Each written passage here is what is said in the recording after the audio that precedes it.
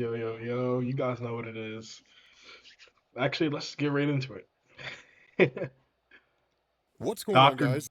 Doctor Doom stops holding back. This is Rob, and I love that Doctor Doom just has a gun. So we are back with One World Under Doom, and Doctor Doom stops pulling Doctor Doom with a gun? Doctor Doom with the blick. Doctor Doofenshmirtz that ass. his punches, and it's amazing. So, in the last video that we did, you basically had the Avengers, X-Men, and the Fantastic Four launching an attack against Doctor Doom at one time. The hope was that by using overwhelming force and Reed Richards basically combining his knowledge of magic and science together, they could finally take Doom out because he couldn't fight so many battles at one time. Doom helped them to understand the error of their ways, and he still is, because what goes on is you switch over to Valeria Richards out in Arizona alongside Franklin and the children of Ben Grimm, who were kind of watching all this unfold. And Valeria's sort of been doing that in the background up to this point. In fact, she was kind of the one that was telling us and giving us the play-by-play and illustrating the fact that regardless of how it looked, Doctor Doom was winning because Doctor Doom was not giving the fight his complete and total attention. He wasn't giving it his all, right? And so when she's talking with Franklin, she just says, like, our parents need our help. And so when Franklin thinks she's joking or there's no way she can be serious, she's like, well, then tell me what it is that you're thinking. And so Franklin's like, you want to rewire the transporter so it sends you to Latveria, to Doom, right? And Valeria says, no. She's like, I just want to talk to him, not beam into a battlefield. I need to convince him to stand down because he listens to me, which is true. The connection between Valeria and Doctor Doom is an incredibly significant connection, right? Because Doctor Doom, while she is technically his niece, he almost kind of sees her as like a surrogate daughter in a lot of ways. There are a lot of things that he'll do for Valeria that he just won't do for anybody else. I mean, the girl is named after the woman that he was in love with when he was younger, if that tells you anything. And in fact, he was the reason why Susan was even able to give birth to Valeria in the first place with a happy, healthy baby. And so what ends up happening, of course, is that Valeria and Franklin and Ben's kids, they end up basically going down into like the basement, right, where all the tech stuff is. And Valeria's just kind of like, I need a way to get his attention. She can't just scream, right? She's like, I need a way to get his attention. And so a few minutes later, she's like, done. Because she's Valeria and she's a genius. And apparently in the span of like 2 or 3 minutes, she put together a hypersonic signal transmitter geared to resonate with Doctor Doom's armor, which is kind of Bro, the next gen of superheroes, that's some legit, like, the kids of the heroes that we have now, like in the future, they're gonna be the top heroes. Those heroes are those heroes got it like that, for real. For real. Like they actually got it like that, for real. amazing when you think about it that she's that small. And so Franklin, being intelligent enough to hold a conversation with Valeria, even if he's not necessarily on her level, recognizes that what she's basically doing here is creating a system that will literally beam Morse code to Doctor Doom by vibrating his armor, which is pretty smart. That's really, really intelligent because that will get his attention. It's the equivalent of walking up to him and just shaking him really hard and saying, Uncle Doom, I need to talk to you, right? And so the question is, like, what do they say? Like, what's the code going to be? And it's just VAL. Val. And so at that point, once they send the signal, nothing happens for a moment, and then immediately Valeria is whisked away to the mindscape. Now, here's an important thing to understand, right, throughout this entire conversation between Valeria and Doctor Doom, as short as it is. Bro, Doom is such a goat, bro. He's up there. Like he's in his own word. I don't even gotta say too much. While they're having this conversation, Doom is still fighting a full contingent of the Avengers, X-Men, and Fantastic Four. That's how capable he is. Not just See? in terms of the power that he now possesses, but in terms of how intelligent he is and how great he is when it comes to battle strategy. And so he just says, it is good to see you, child. You look well. I have received your message. Clever as always. You have Doom's attention. I wonder, Valeria, what you will do with it. And so she asks him, right, this mindscape, is it Sorcerer Supreme magic? And Doom says, some of it, right, the rest is me. And so she asks, right, you're still fighting them, mom and dad and all the rest. And he says, yes, Valeria, in the astral plane, your father proved to be slightly surprising. I suppose that's the right word. Irritating, perhaps. And Valeria actually thanks him, right? Thank you for letting him live, Uncle Doom. And of course, Doom says, I did it for you. Now, here's one of the things to know about whenever it is the two of them talk, because if you go back and you look at pretty much any conversation between Valeria and Dr. Doom, it always opens up in this same way. Pleasantries, right? Good to see you, Doom. Good to see you, Valeria. What are you doing, Doom? Well, I am doing this. I appreciate the fact that in doing all of this, you did this one thing. Showing appreciation to Doom. It's not her ingratiating herself to Doom. It's quite literally the respect the two of them have for each other. And Doom even goes on and he says, even as Hey, man, because their minds are just above. Their minds are in different levels compared to the rest of us. Like I couldn't even comprehend what Doctor Doom thinks about. we speak, my Doombots are putting down other uprisings throughout the world, combined with your father's attack on the astral plane and the ongoing battle in Latveria, simultaneously marshaling all fronts is significant. Our time here must be short, but when the world comes to Castle Doomstat intent on destroying me, Doom always has time for his goddaughter. And so he says, you remain the only one who holds Doom's favor, Doom's respect, and Doom's love. But I repeat myself, what do you want, Valeria Richards? And she just says, all of this, right? You said this was for glory, but it's not anymore. Now it's just what? To prove that you were not wrong? To prove that you're still the best of us? Where does this end? And she just says, Uncle Doom, I want you to stop. And what's really interesting is his response, because it's not some kind of crazy, I'm never gonna stop. I'm not gonna stop until I've taken over the world. It's nothing like that, right? He's just like, I know that's what you want at present, but let me tell you where this ends, Valeria. It ends in victory. Everything has a cost. Everything. And everything truly great costs more. And so Valeria fires back and she says, when this began, you were trying to manufacture consent to win the hearts and minds and moral rights from the governed. But this is not that. This is coercion, and they will never accept it. But Dr. Doom kind of calls her out and is like, what are you talking about? Your entire race, the entirety of humanity is predicated on coercion. He says, they will. The language you speak, the very language you think in, was coerced into your ancestors once. Now you call it your mother tongue. It takes time, Valeria, and that is all. That is true, right? In the face of an overwhelming force that they cannot possibly overcome, what initially starts off as resistance, guerrilla warfare tactics, right? Trying to take that force down will ultimately turn to bending the knee to that force, simply because of the fact that that force that's going against that group of people will be able to outlast those individuals' will to fight, because war is exhausting, right? People get tired of it. They don't want to do it anymore. If for no other reason than just sheer exhaustion, they'll literally lay down their arms. Even the 100 Years' War came to an end eventually. And so Valeria just says, Uncle, please, right? It will not work. You cannot hold an entire population by force. And the response of Doom, the rhetorical, you can't, is true. But Doom can. Doom will ensure that what happens today happens forever. And you forget that Doom is not without his supporters. It is only a violent minority who threaten the safety, security, and prosperity of everyone else. Watch, Valeria, and I will prove it to you.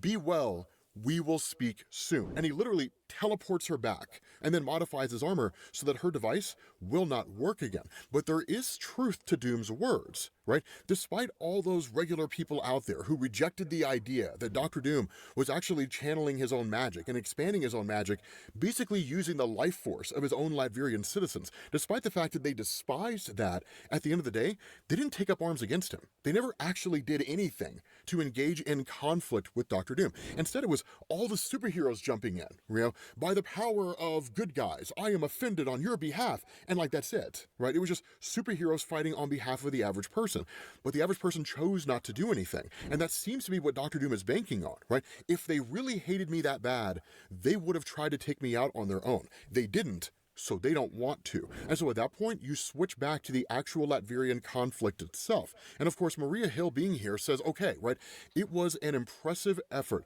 but Mr. Fantastic's Astral Plane Gambit did not work. At least we managed to take Doom's dinosaur down in the interim, which is really the biggest loss out of all of this. And initially the question's asked by Susan, is Reed okay? And Maria's just like, yeah, I mean, he's fine. She's like, don't worry. Like, we're going to be giving Doom more pressing concerns to deal with. The X-Men are attacking en masse using power combinations we have not seen since Krakoa. But if we're going to win this, we still need to hit Doom with something else. And so she says, Squirrel Girl, you're doing maneuver 99. As for the Invisible Woman and Iron Man, you're on maneuver 110. And of course, Tony Stark kind of cracks a joke, and Maria's like, dude, I never know if you're actually serious or not. But at the end of the day, Iron Man is, right? When he's just like, well, I mean, is that the one where I fire all my guns at once and then explode into space? Right? And Maria's just like, I can never tell if you actually know what's going on, Stark, or if you're just bluffing your way through everything and getting lucky. And Squirrel Girl's just kind of like, little of column A, little of column B. And so ultimately, of course, Iron Man and Susan Storm end up taking off. And so at that point, it comes down to an attack by the X-Men combined with Johnny Storm. And I never knew I needed to see this until I saw it. Because when Susan gets to Johnny, he, alongside Storm, have created a fire hurricane. It's crazy. He literally tells Susan, right, it's a fire. Bro, the things super people can do with their abilities. Like this, imagine seeing this in person. Bro, like, I'd probably pass out from shock, honestly. Like, if I'm being genuinely honest, I'd probably pass out from shock. I'd be like, there's no way. And Doom is just in there taking it. Oh my gosh, bro. He's taking the brunt of this attack, and he's still standing. That alone would shock me into fainting. I'd faint from that realization. Hurricane courtesy of Storm. She brings the weather and I bring the fire. And he's like, I call it a storm. It's kind of a silly name, but he's like, we've got Doom inside of a city-sized rock tumbler at 2,000 degrees. And so that's where Susan just tells Storm, right? Like, maneuver 110.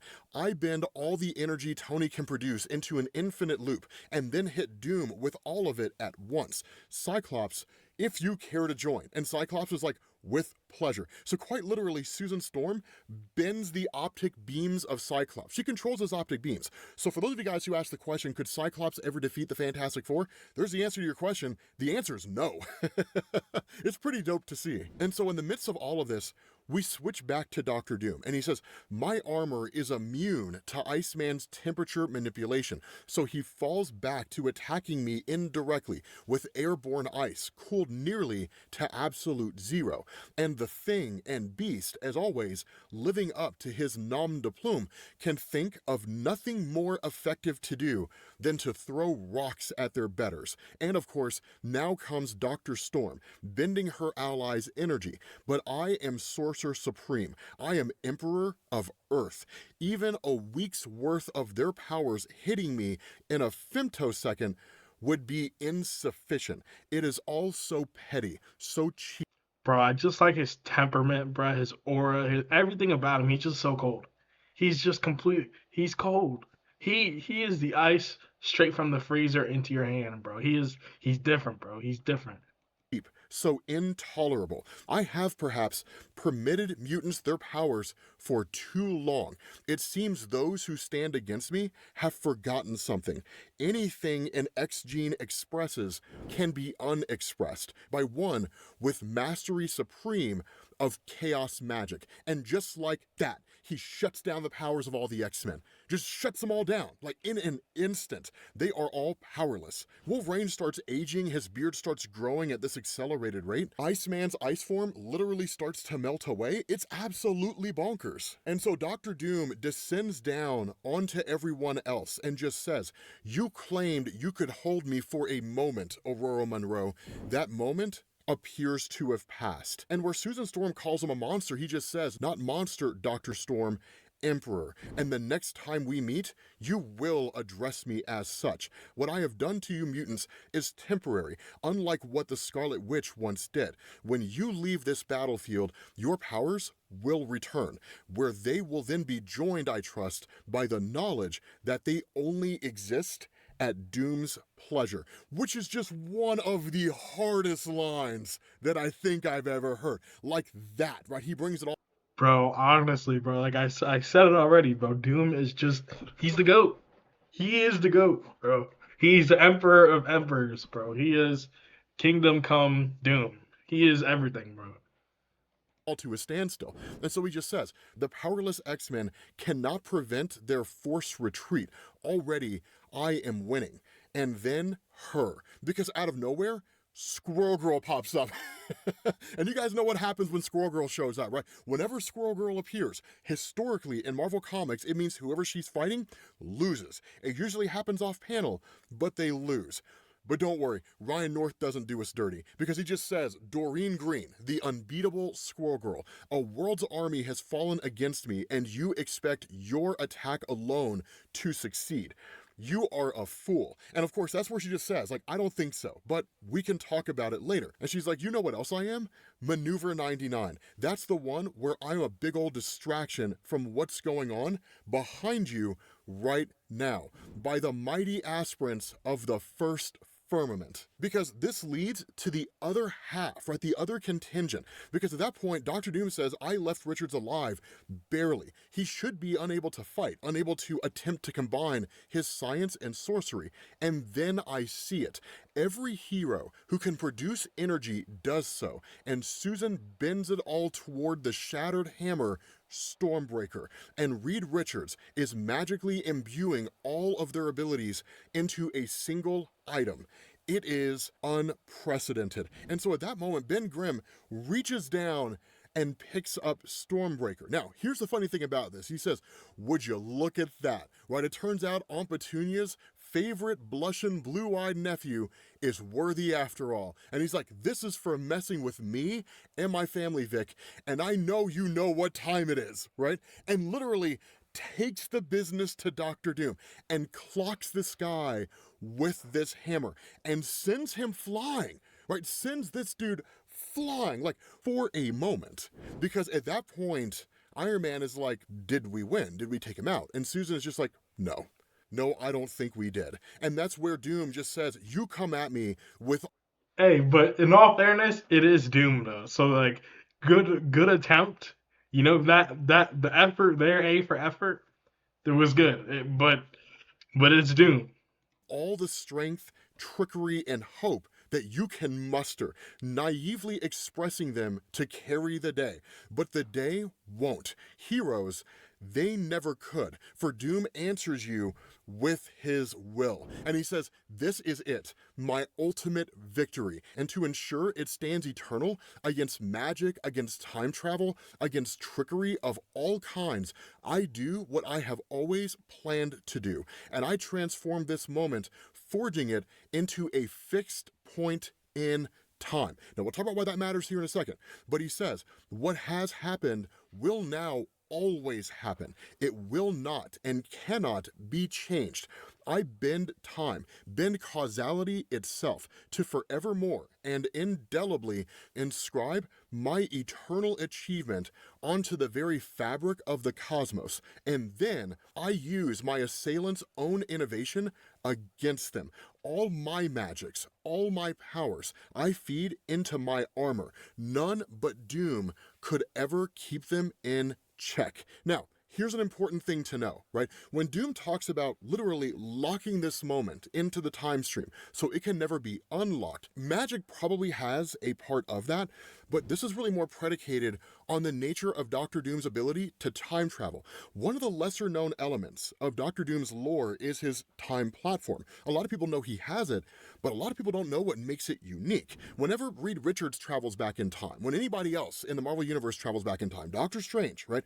If they alter something in the past, they create an alternate reality. With Dr. Doom's time platform and with his knowledge of time, only really Dr. Doom can go back in time, change a moment in the past, and change the present day because that moment has been changed. The time platform is the only device that can't. It's why they used it in Age of Ultron, because it was the only way to go back and change the past without creating an alternate reality and leaving the present of the main Marvel Universe fixed, right? Unchanging. And so it's a cool bit of history, right? Because Doctor Doom, in saying all of this, says, of course, I don't want to hold my powers in. I cease to even make the attempt. He says, and my armor explodes into millions of magic-infused shards that saturate the battlefield. It turns a loss into a draw, into a win. It is everything I have, and it is spectacular. Before the eyes and cameras of a planet, I defeat everyone. Every shard finds a target with power enough to bring these enhanced heroes to the edge of death, but to just barely and painfully survive. They tear through their armor, through their flesh, and through their bones. I've never been more magnificent. It is perfect. All see Doom at his most glorious, creating an image. Bro, I'm not gonna lie. What is Captain America doing here? No disrespect to the hero, but what is Captain America doing here against Doctor Doom, bro? He's basically just an ordinary man.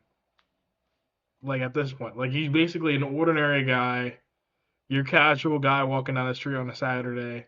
Like this is Captain America right now against Doom.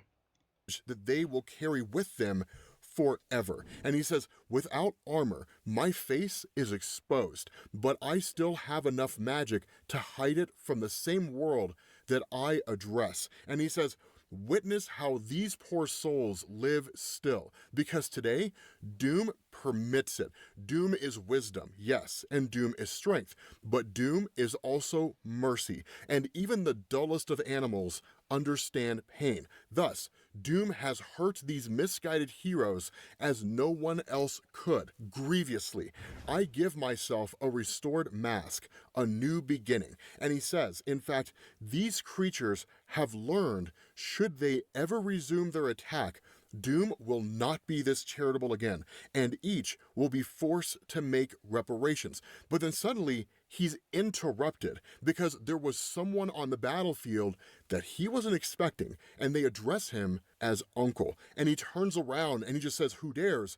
And then realize what's happened. Because in this blind assault on the entirety of the superhero community, No Dr. Doom way. failed to realize Valeria had teleported to the battlefield, and Victor Von Doom has unintentionally killed his niece.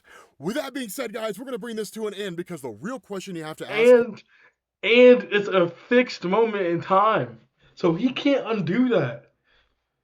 Yo. here is, now that his sister is dead, what's Franklin going to do? What happens when Franklin flips his shit? Because I am excited to find out, man. Yeah, Ryan no North, cap. please don't let us down. Please don't let us down. Anyway, guys, we're going to bring this to an man. end. Hopefully you guys enjoyed this video. If you did, drop a like. Make sure you guys hit the subscribe button. Thank you all for watching, and I will catch you all later. Peace. Yo, that was crazy, bro. And that's a fixed point in time. So that means he did that forever. Like he can't undo that. I don't know if you can undo that. He might be able to. I mean, it is Doom, but still, hey, man, Lego made a mistake, bro. Crazy. Thank you guys for watching, though. I appreciate it. Like, comment, sub if you want. Thank you for showing your support, showing your love. Peace.